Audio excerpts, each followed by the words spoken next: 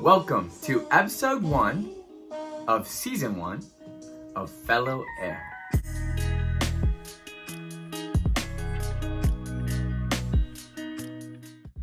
So first I want to start with a life update where I am. I'm 3 weeks out from training to start my missionary journey of being a full-time missionary.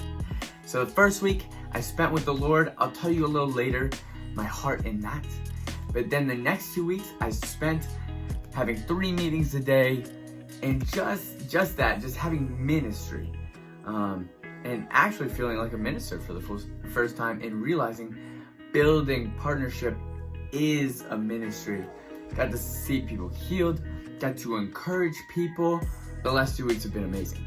So life update, numbers update. 2 weeks in, I'm about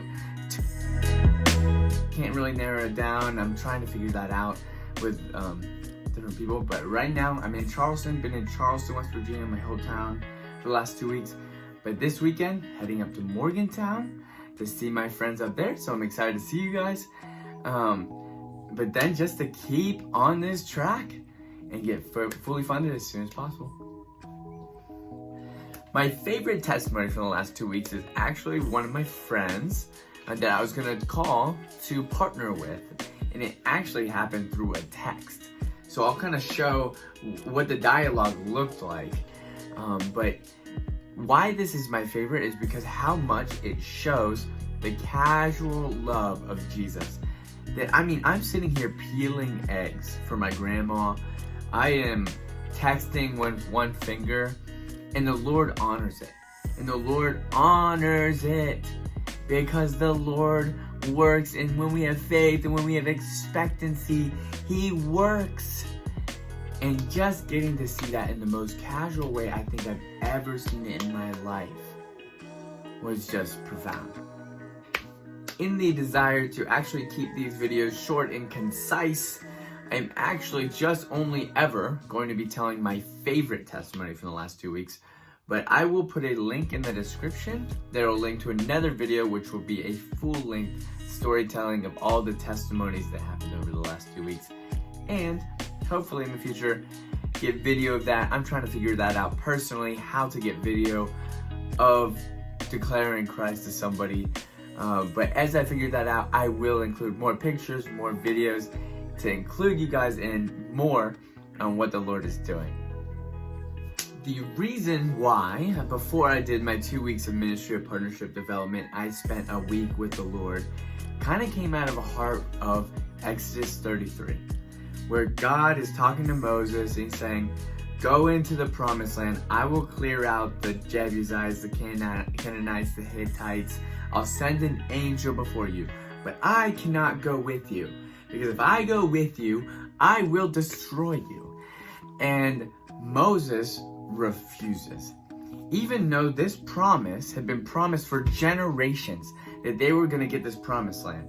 And they've been waiting generations. And the Lord's saying, right now, I'm going to give you the promise, but I'm not going to go with you. But Moses refuses and says, I'm not going until you go with me.